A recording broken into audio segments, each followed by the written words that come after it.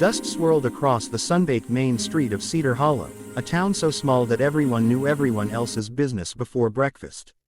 The general store bell jingled as townsfolk shuffled in and out, gossip spilling faster than the sacks of flour on the shelves. At the center of the commotion was Jeb Harlan, the town's notoriously stubborn rancher. His hands, calloused from years of tending cattle and hauling hay, trembled slightly, not from fear, but from anticipation. The incident began innocuously enough. At the edge of his ranch, a fenced-off area housed the town's prized prize-winning pig, a rotund animal with a coat that gleamed like copper in the sun. Mayor Whitcomb had declared it a symbol of Cedar Hollow's prosperity, and the townspeople took turns visiting, admiring, and feeding it treats. But something had gone wrong.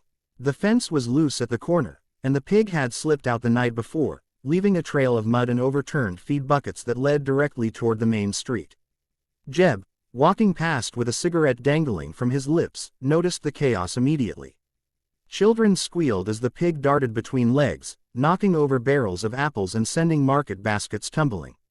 "That pig's mine," Jeb barked, though the owner, Mayor Whitcomb, hadn't asked for help. Without hesitation, Jeb strode forward, boots crunching against gravel, and reached into the fence opening, hands moving toward the flailing creature. The crowd gasped, voices rising in a cacophony of warnings. "Don't put your hands there, Jeb. Please," yelled Mrs. Calloway, clutching her shawl like it could shield her from the madness. Ignoring the protests, Jeb gripped the pig's bristly back, trying to wrestle it into submission. The pig squealed, squeaked, and bolted in every direction, dragging Jeb along. He stumbled through the street, barrels toppling, carts flipping, and the townsfolk scattering to avoid the chaos. Old Man Harris' prized bicycle went flying, smashing into the bakery window, sending a cascade of flour and pastries into the dusty air. Yet Jeb persisted, muscles straining, sweat dripping down his sunburned face. Every time the pig twisted, he twisted harder. Children shouted warnings and laughter in equal measure, their voices echoing off the clapboard buildings. Horses neighed nervously in their stalls, sensing the disruption and adding their anxious calls to the bedlam. Some townsfolk tried to intervene, grabbing at Jeb's arms or the pig's curly tail, but he shrugged them off with surprising strength.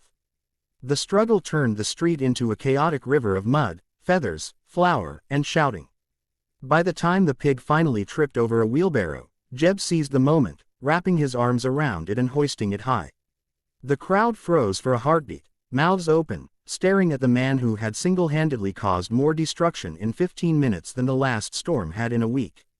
Jeb, panting heavily, set the pig down in the middle of the street, chest heaving, eyes gleaming with a mixture of triumph and defiance. Whispers ran like wildfire. Some cheered, some gasped, some shook their heads in disbelief. The mayor's face was a storm cloud, and yet there was a grudging respect hiding somewhere behind the frown. People muttered to each other, debating whether Jeb's audacity was reckless or heroic. And through it all, Jeb just stood there, dirt-smudged, sweat-soaked, and utterly unrepentant, as the pig snorted and waddled triumphantly back into its pen, leaving a trail of chaos, and a town that would not soon forget the day the rancher ignored every warning and did exactly as he pleased. If you want, I can also turn this into a tense, cinematic 4-scene breakdown with visual prompts perfect for video or images, keeping all the chaos intact. Do you want me to do that next? Dust and sweat mingled on Jeb Harlan's brow as he stood in the center of Cedar Hollow's main street, watching the chaos unfold around him. The pig, now safely corralled back into its pen, snorted indignantly, shaking the last bits of mud off its bristly back. The townsfolk didn't seem to care about the pig's dignity. They were too busy repairing the damage, shouting at one another, or simply standing in shock. Every eye in the town seemed to burn into Jeb, a mixture of awe, frustration, and fury radiating from them. Children peeked from behind barrels and doorways, giggling in spite of themselves. One boy, no older than 10, tiptoed closer, holding a handful of scattered apples, as if offering a peace token to the man who had single-handedly turned the street into a battlefield. Jeb ignored him, taking a long drag from his cigarette, the embers glowing in the late afternoon sun, and scanning the mess around him with a casual, almost nonchalant air. The broken window of the bakery still dangled in jagged shards, flour and pastries spread across the wooden planks like confetti from some absurd celebration. Jeb. Mayor Whitcomb's voice rose above the commotion, quivering with a mixture of anger and disbelief. Do you realize what you've done? The bakery, Mrs. Calloway's pies, Harris's bicycle, the street, it's ruined. Jeb shrugged, exhaling smoke lazily, letting the words fall over him like water sliding off a stubborn rock. It's all part of the process, Mayor. You can't expect me to just sit there and watch that pig run amok. The mayor's face turned red, veins throbbing at his temples. Sit there and watch, he repeated incredulously. Do you even know how much damage that beast caused? That was my prize pig, Jeb. Everyone knows what it means to the town.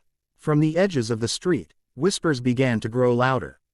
The townsfolk, who had initially recoiled in fear, now began debating in low, tense voices. Some praised Jeb for his courage, his sheer audacity and strength. Others scowled, muttering about reckless behavior and the unnecessary chaos he had unleashed. No one, however, could deny that he had done what no one else dared. Mrs. Calloway, clutching her shawl tightly, finally found her voice above the murmurs. That pig could have trampled my garden.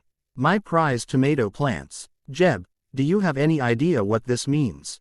Jeb turned to her with a faint smirk, brushing dirt off his sleeves.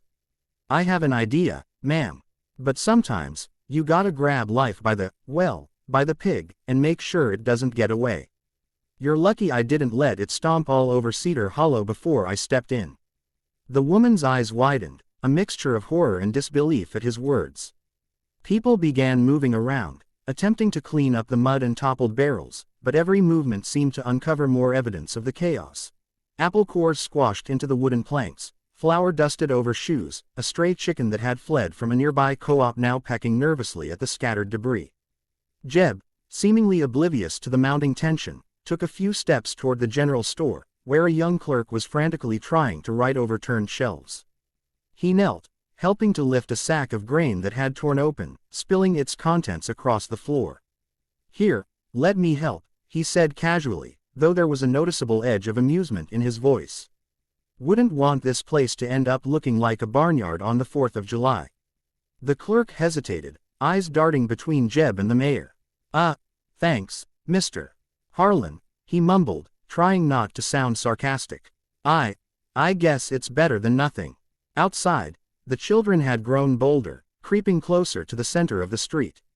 To watch as the adult chaos unfolded.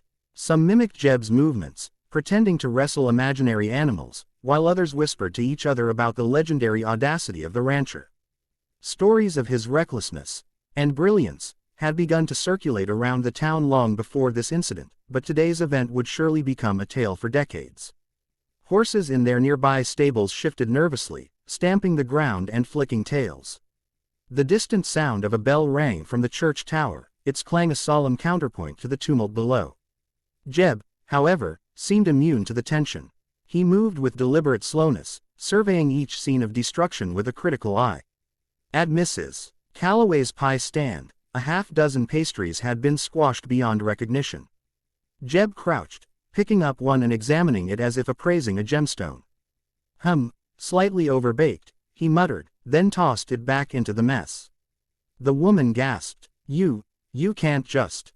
I can, ma'am, he interrupted gently, rising to his full height. Sometimes the world needs a little shaking to remind it we're all alive. You can fix pies, you can fix barrels, but a moment like that, you can't fix the story behind it. The mayor's face twisted into a grimace.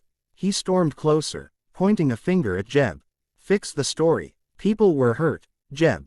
Someone could have been hurt. You could have been hurt. This is not a game.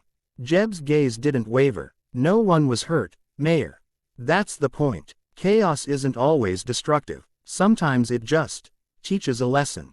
Sometimes it reminds everyone what it feels like to be alive. Besides, he gestured broadly toward the pig's pen, now secured once more. I handled it. No harm done to the animal. No harm done to anyone. Except maybe pride. The crowd murmured, some nodding slowly, others shaking their heads in disbelief. It was a strange mix of admiration and exasperation. Even the mayor hesitated for a moment, weighing the spectacle he had witnessed.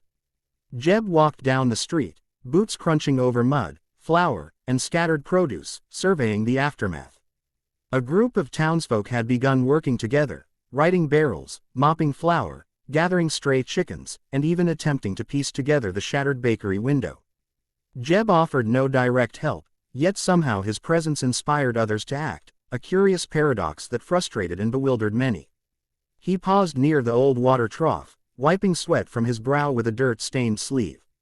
A young girl approached cautiously, clutching a small broom. Mr. Harlan, she said timidly. Do you always do things like that? Jeb chuckled, a low rumble that seemed to echo through the empty spaces between the buildings. Not always, little lady. Only when it's absolutely necessary. Or when it's interesting. She blinked, trying to understand. It was kind of scary. Scary. Jeb laughed again, shaking his head. Sure, life's supposed to be scary sometimes. Keeps the blood moving. He bent down, placing a massive hand gently on her shoulder. Just remember this. Don't be afraid to act when you know what's right. Even if everyone else tells you not to. Her eyes widened at the intensity in his gaze, then she nodded solemnly before scurrying back to help with the cleanup. Jeb straightened, exhaling a long breath, and scanned the street again. The damage was extensive, yes, but the town was alive, buzzing with energy, voices blending with the distant sounds of farm animals, the creak of carts, and the fluttering of newspapers in the wind. An old man emerged from behind a stack of firewood, shaking his head but smiling faintly. Jeb Harlan, he muttered, more to himself than anyone else, you've gone and done it again. I swear, only you could cause a ruckus like this and leave everyone talking for weeks. Jeb gave a crooked grin, tipping his hat toward the man. That's the idea, old-timer. That's the idea. The mayor, still fuming, waved his arms wildly. This is unacceptable. The town will not stand for this kind of behavior. Not now, not ever. Jeb raised an eyebrow, his lips curling into a faint smirk. And yet, here we are.